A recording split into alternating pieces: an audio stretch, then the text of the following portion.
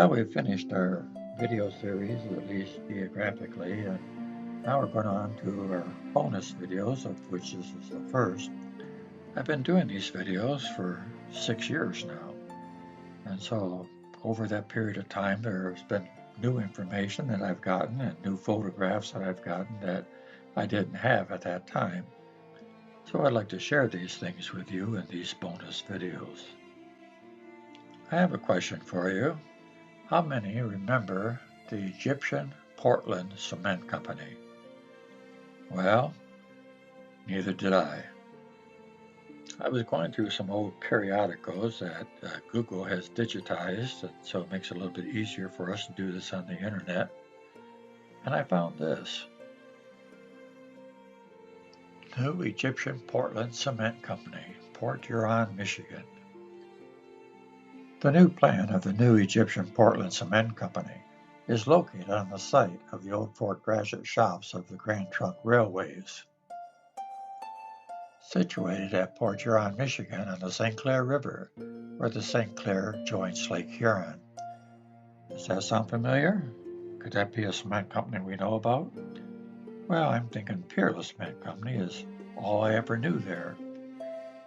But the first company was the Egyptian Portland Cement Company. When the Egyptian Portland Cement Company came to Port Huron in the 1920s, they already had plants in Holly, Michigan and Benton, Michigan, and their main offices were in Detroit. This periodical that I was looking at seemed to have a fascination with their conveyor system, as you can tell from these next few photos.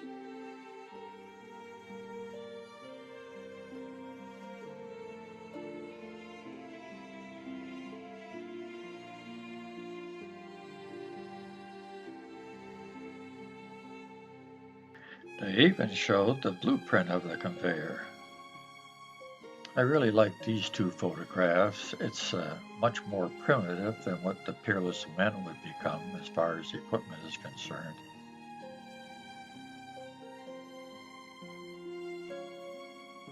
And in this photo, you can see the Edison station as well.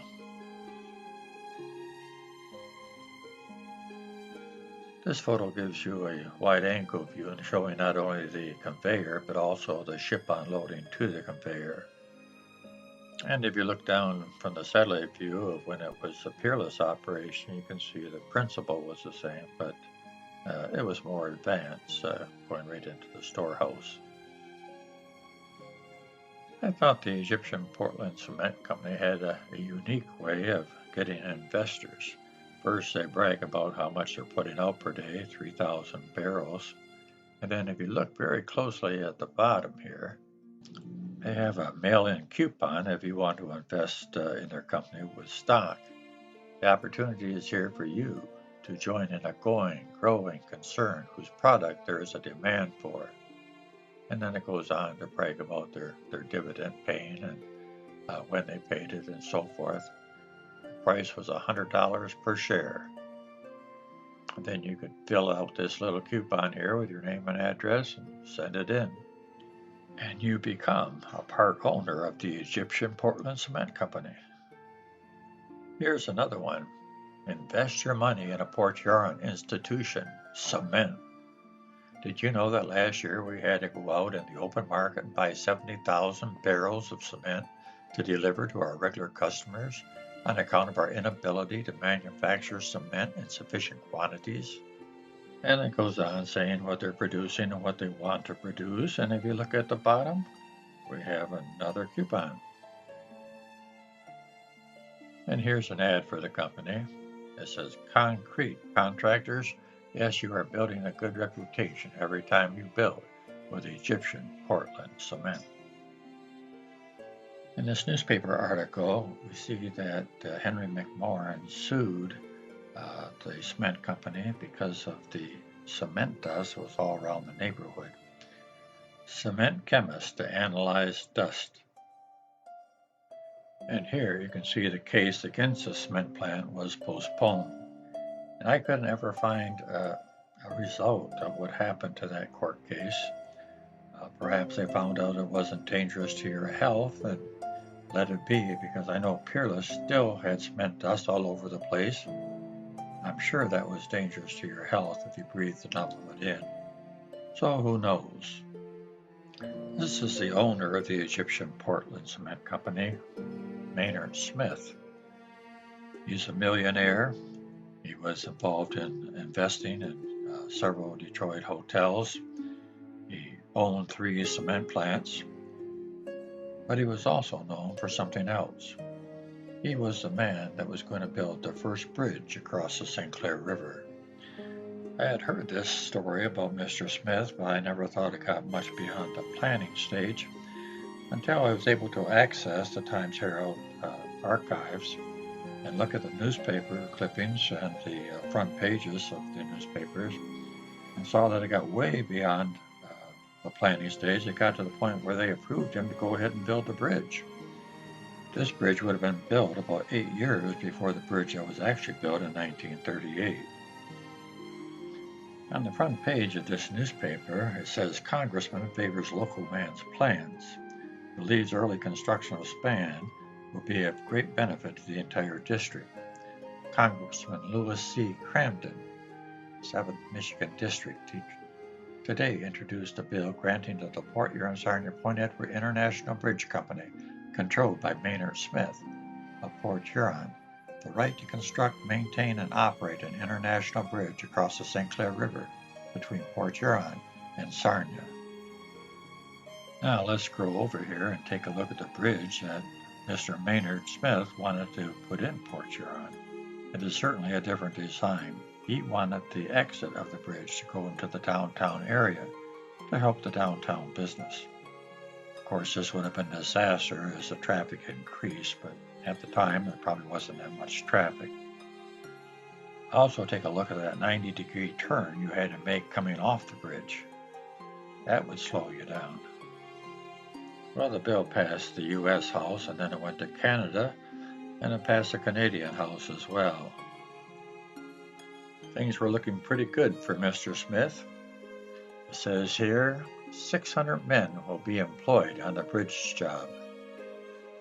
So they had approval to start building the bridge. They had 1 year to start the bridge and 3 years to finish it. This was 1929, and at the end of that time period, they hadn't started it yet. So they asked for an extension that went into 1930.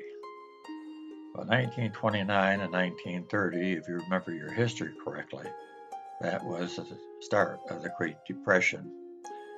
It was really hard to get investors to invest in anything like that because a lot of the investors were jumping out windows during the stock market crash.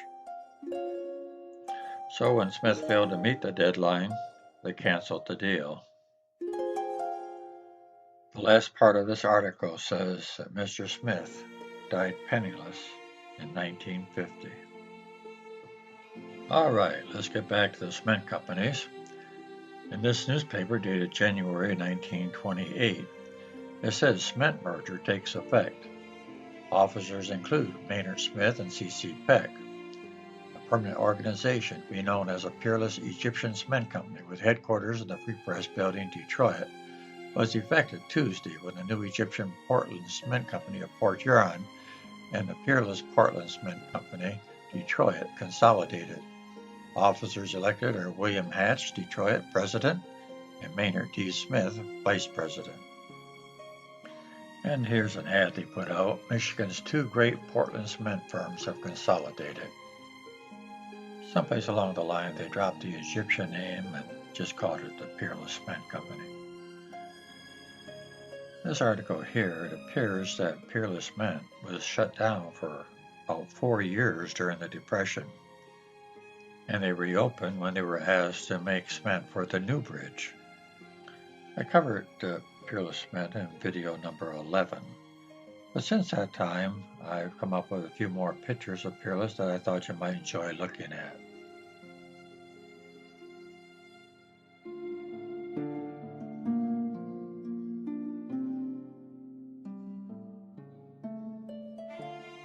Remember when the Egyptian Portland Cement Company was sued for pollution?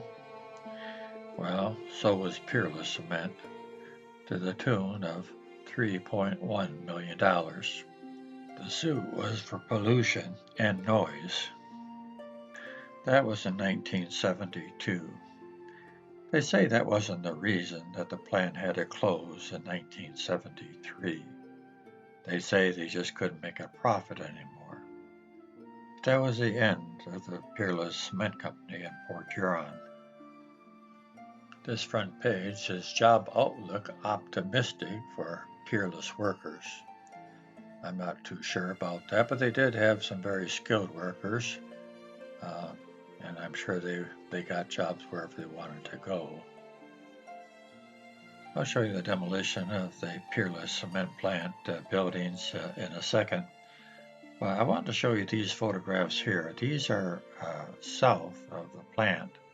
You can see the plant in the background in this photograph here. This is looking south, and these are the sand and gravel piles that used to be there. Kids used to play in them. We used to go down there and swim, and we called it the Gertie. I don't know why, but this is one of the sand piles here, and you can see my mother sunbathing on it. This is what that area looks like today. Quite a difference.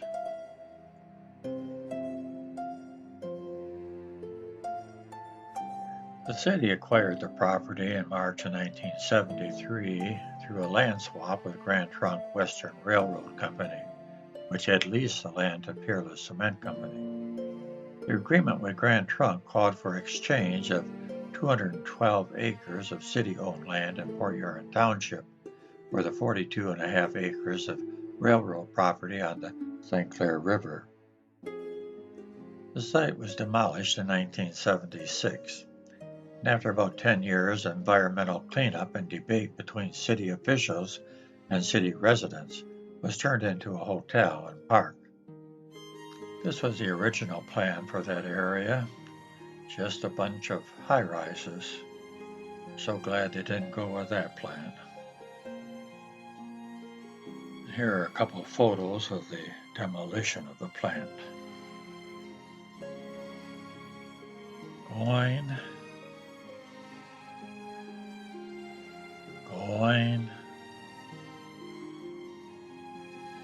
gone. Landmark Falls, but not without a 2-hour fight.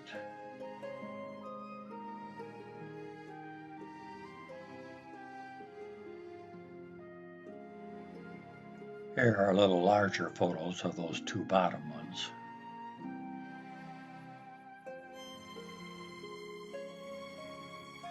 A cloud of dust and debris marks the end. The end of the Peerless Cement Company and the end of this video. So join me in my next bonus video and we'll see what there is to see.